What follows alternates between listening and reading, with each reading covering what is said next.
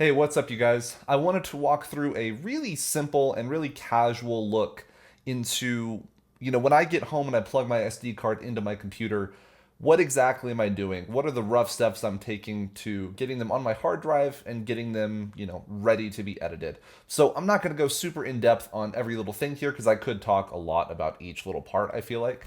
I'm just going to give kind of a broad overview for, when I plug in the SD card, what do I do? So, I notice in talking to a lot of photographers that many folks don't touch Adobe Bridge or don't even know what it is, which kind of surprises me because it's made, you know, exactly for photographers to do exactly this. It is made for file ingestion, file organization, and it's a really handy program. I much prefer it to, I'm on Mac, to just using regular Finder. I've tried applications like Photo Mechanic in the past.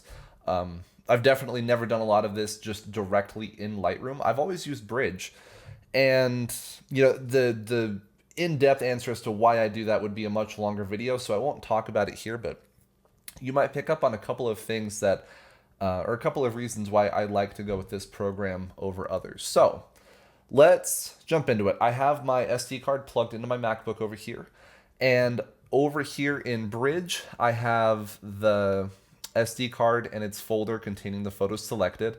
And then I have a little thing down here that allows me to scroll and see all of the photos on the SD card. And then I have a big panel over here where I'm actually seeing like a preview of the image. So I can see all the little thumbnails and I can quickly go left to right and scrub through them, but then actually get a nice, large, clear preview of the image itself so I can start figuring out, what I do and don't want to keep. And so that's this first step. I'm going to go through all the photos, and thankfully, this is from a shoot last night. Very few photos to go through. There's some days where I'm combing through, 600 if it's been a long time since I've plugged the SD card in. Thankfully, here we're only going through 40. So this will be really, really easy. The first thing I do is I actually go to the very end because I noticed after doing this hundreds of times that if I start from the beginning and start working my way to the right and figuring out which ones I want to keep, I often say, ooh, I want to keep that one. And then I get to one, 4 photos later that's actually a lot better. And then I have to go back, unselect that other one, and whatever. And, when you're in the moment, I might fire off a couple rapid ones and then remember, oh, wait, I need to actually change my shutter speed to this for this photo. And, the photos toward the end of that little burst are typically the better ones. So I've started going in reverse order instead. So we're going to the very end here. This was a shoot last night here in Albuquerque where we had it's like a 99.1% full moon. It wasn't a full moon, but it was as close as I could get while still getting some good color in the sky and in the surroundings as it was rising. So I wanted to go out and photograph that, but I got lucky enough to actually get some pretty interesting clouds with the mountain as well. So it kind of turned into a 2-for-1 shoot. So going backwards here, I'm just going to use my left and right arrow keys to kind of quickly comb through and roughly see, how is it feeling? That's honestly where so much of this comes down. It's just, does it feel good? Does the photo feel balanced? Does it feel like good color? I'm not getting too specific quite yet until I have to compare, two very similar photos. So I wish I could say specifically what I'm thinking for each one. I really love that I caught the plane in this one. I just barely missed it being in center frame, which kind of sucks. But I think I do want to keep this. So the system that I have for figuring out which ones I want to keep, I use a star system, and a really simple one at that. If I don't want a photo, I leave it at 0 stars or just totally unrated. If I want to keep a photo, I just hit 5 and Bridge is glitchy sometimes. I hit 5. There we go. And I just give it a 5-star rating to indicate that's the one I want. Now, obviously, there's stars 1 through 5, and you can get a little more specific with what you want to do within that. But also, you have color ratings, so the 6, 7, 8, and 9 keys will all apply a color label to them. I'll do this when, let's say I'm doing like a focus stack and I have, 16 images that all need to come together. I'll put them all with like a red tag so I know, okay, those were all 5-star rated, but they are all, a singular group. I need to treat them just a little bit differently. But otherwise, I'm just going to do the star system. So I'm just using those arrow keys and I'm going left and right, comparing photos as I go, and I'm just hitting that 5-star on like a one that I want to keep. And it's not a final decision. I'll go back through, here in a second and kind of finalize that. So I like that I got the plane in this first one. We're going to keep that. No plane here, and I don't love the extra bit of foreground that I got, so we'll 86 that one. I like that the color was back here, just before the sun had fully gone down. So I think I definitely want to keep that because I love this composition, and that little bit of extra color is really quite nice. So we'll star that one as well. And I did a couple vertical ones here. Now these are all pretty similar, just other than, exposure really. I think I'll keep that slightly brighter one. Let's just make sure real quick that things are in focus. And you can just click anywhere on the image and Bridge will just give you this little zoomed in magnifying glass area of it, and that looks plenty sharp to me. So we'll go ahead and keep that. I am curious though, so I'm gonna go full screen here. It's gonna be a little cropped on your side because I have a crop on the top and bottom there. How's our exposure looking? So I think this is the darker frame. And that's the lighter one. I just want to make sure that moon isn't totally blown out. And I think on that bright one, it's just fine. There's not too big a difference in the information between the two. So we will stick with that brighter one. All right, so we have a bit of a tighter composition here, which I do like. Just again, trying to figure out what. I think I like that exposure more than those brighter ones. Oh, do I like getting that foreground out of there? You know what? It's hard to say until I actually throw stuff into Lightroom if it's going to be 100% usable. I have the storage to spend right now. Like, I'm not short on storage. So this one might end up never getting used. I might delete it down the road. But for now, we'll go ahead and keep it. I actually really like this composition. It feels very nice. Exposure-wise, I think that is the more preferable one. And oh, I like that exposure a lot, actually. We'll definitely have to clean up some stuff when we edit, but that's super easy. That one, there's some photos as I'm going through this that really just catch my eye more than others do. What is this little black dot, I wonder? Is that a bird? I'm guessing that was a bird, because that black dot's not in any of these other photos. How funny. So I think we'll keep that one. Actually, we'll do the one without the bird. And see, this is why I like to go, I guess reverse order wouldn't change much here. But you can see why comparing two very closely like that can be advantageous. So we'll keep going. I don't think I want those brighter exposures. I think that one is honestly plenty. You know what? Just for the heck of it, because I have that extra storage, I'll grab one of the higher, the brighter exposures, just in case. Again, I can change my mind down the road. I'm not pressed in that regard. This one's fine. It doesn't excite me too much. The placement of the moon is okay. And we already have that other one with a similar composition that felt a little bit better, so we'll kind of leave that one. But I do like the exposure that I got there. Like, rather than, this one that isn't a great composition and I'd have to finagle with the exposure, I'd rather this one that already feels like it's exposed decently well in the way that I would want it to be edited. Screw it. We have the storage. We'll run with it. All right. Now here's where we'll have to get kind of specific. It was very windy last night. I did my best. I had my most stable tripod. Steady shot was turned off. I was trying to use my body as like a wind shield around the camera, and a lot of these still came out blurry. So I think what we're gonna do, there's different ways I could approach this. Here's what I'm thinking.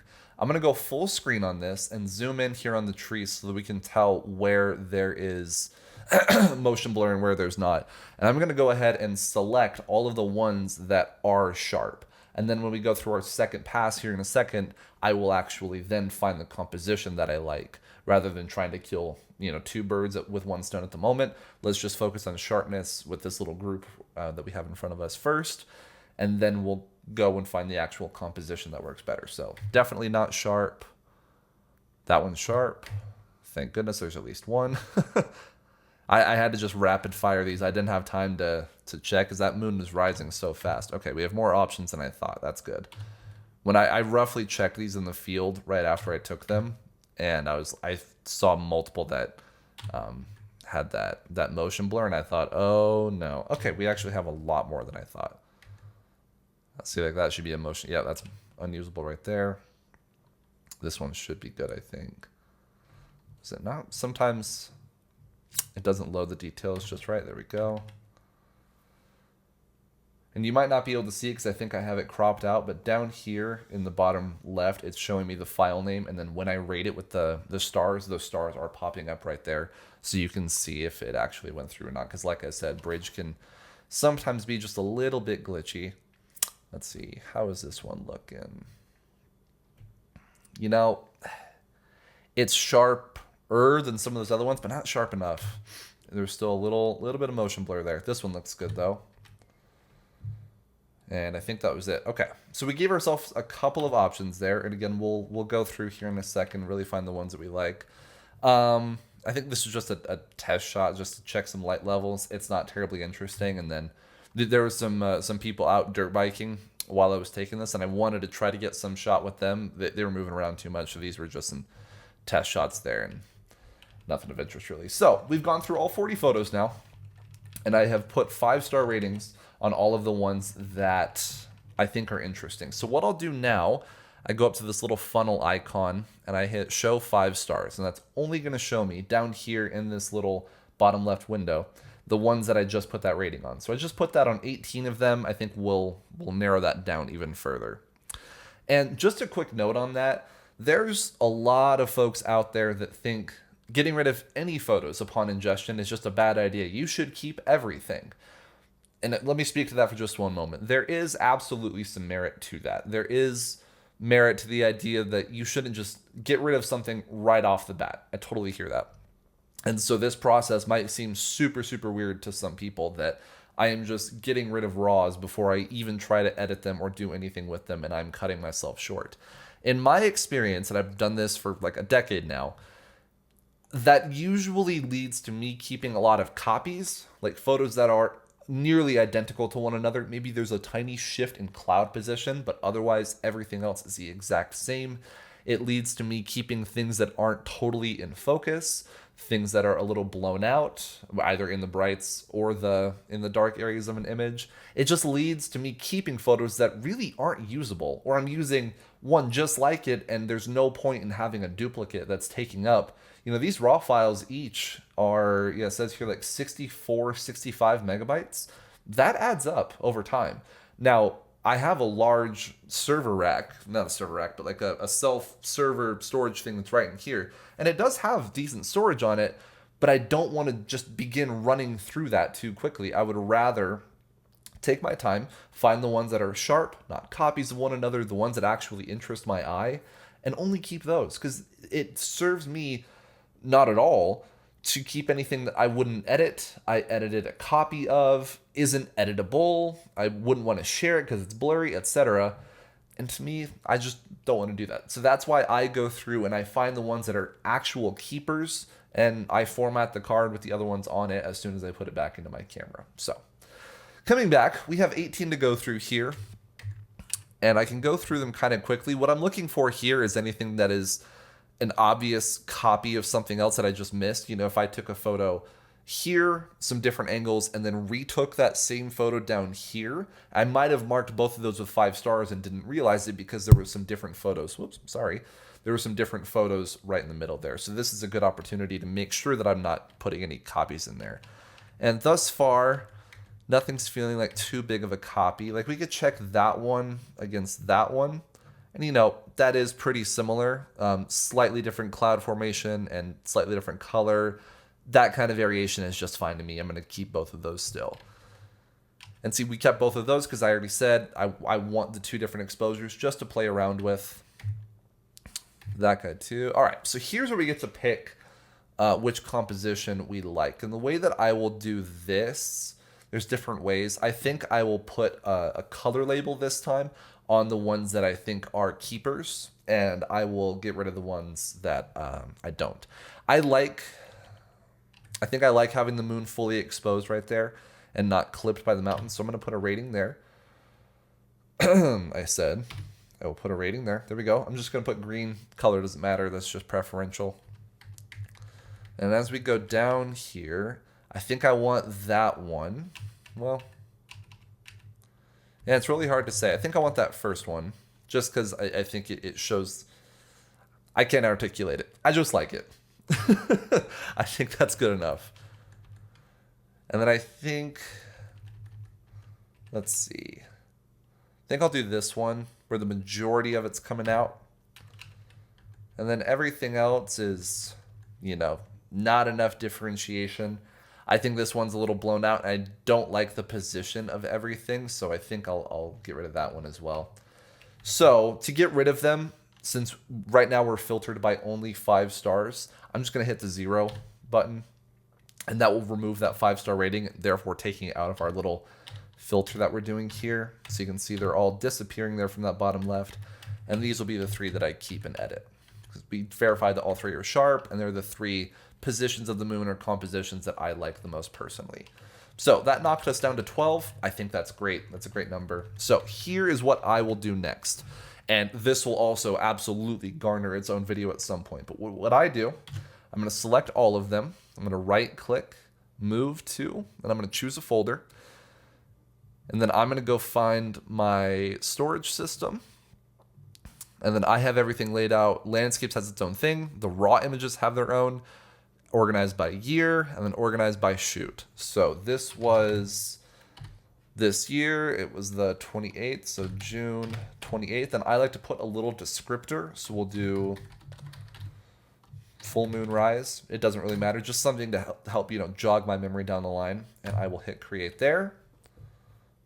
And then I will hit choose. And that's going to move all 12 of these photos over to that folder. All right, so once all of those have been moved over, you can see that there's now no longer anything being shown down in this bottom left here, because this is still being filtered for only 5-star things, and we just move those 5-star items to another folder. So at this point, I can eject the SD card, and this might take a sec. Sometimes Bridge is a little slow with that, and that'll leave. And you always want to make sure that you eject just in case. You never just want to pull something out. The odds of it getting, kind of corrupted or messed up are low, but they're not 0. So just be careful, make sure you eject your cards. So over here, I found my the folder that I just created for those photos. So we're gonna go in, and you can see all of those ratings followed it into this folder. If I were to drag all 12 of these photos just straight into Lightroom, I'm 99% sure, unless something changed, those ratings, both for color and the stars, would follow it as well. But I don't like having ratings anymore. This was purely for the ingestion process. It doesn't serve me any purpose anymore. So I'm going to get rid of those color labels. I just added a color to all of them and hit it again to take it away. And then I'm going to hit 0. So now they are totally unrated. They're just files with a name. Speaking of names, I'm going to select all of them again. We're going to go up here to Tools, and then batch rename. I rename every file as well. And this is a really, really important practice, I think. Again, own video required here, because you want to know, what a photo is. Having just underscore PW number. If I can't actually see the image, I have no clue what that refers to. And eventually that number cycles over and starts back at 0. So the odds of you having a duplicate photo at some point is way above 0. It can absolutely happen. At that point, you then have like -2, -3, and it becomes wildly confusing what photo is what. So I name my files the same way I name my folders. So I have the date, it was the 28th, then full moon rise, and I do a dash, and then I put a sequential number after each one. So everything will have this prefix, and then it'll go 1, 2, 3, 4, so on and so on for however many photos I have selected. So we're going to hit rename, and it's very, very quick. And so you can see now the file names are the date, that little descriptor, the same way as I put the folder, and then a sequential number. This way, every file is unique. There will never be another 2026-06-28-full moonrise -001. That will never exist again, because that date won't exist again. That's in the past, and that way this file is totally unique. So now that we have these, it's time to bring them into Lightroom. So this is not my actual home catalog. It's a little messy at the moment, and so I just made this test one just for the sake of showing. There's different ways of going about this. They all basically get you to the same point. The way that I do this is I go into the folders section when I'm in the library view, and I'm going to hit add folder. And the way I like to do it is I have this entire raw landscape photos folder selected. And so what this allows is anytime I add a new year folder in here and then folders within those, they all automatically, well, semi-automatically get updated into Lightroom. I never have to manually really add anything in there. It's a nuanced explanation. But this way I can add anything I want to the 2026 folder and it'll all get thrown in here. For the sake of this, I don't want to add, a couple thousand photos into this test catalog. So I'm just going to go in here to 2026 alone. And I'm just going to hit that. I'm going to hit choose. I'm going to hit import. It's going to bring in all of the photos that I've taken this year so far. And it's a relatively quick process. That actually took a second longer than I thought it would. But now they're all in here. And so on the left, you can see all of those folders just as they are in our actual File Explorer, be that, on Windows or on Finder or within Bridge, it's all the same. And I can go in and I can look at each individual folder with those photos. So here's our folder just from that shoot last night. And so now we're ready to edit. Now every file has been combed through. I know that these are ones that I want to keep and I want to work on and try to edit. They're all named uniquely. And that way I've just kind of gotten past anything that could get me in trouble. And now I'm at a place where I can edit them freely without having to worry about it, messing with anything else. So that's really the overall workflow. It's, relatively straightforward and simple, I think, but I've also been doing this for a few years. I'll definitely be making some videos that go more deep into certain little things within those, especially like file and folder naming and organization and just some best practices to do within that. But otherwise, that is my rough workflow when I get home with some new photos. So if you have any questions on all of that, feel free to leave them down in the comments. And other than that, I'll see you guys in the next video. Goodbye.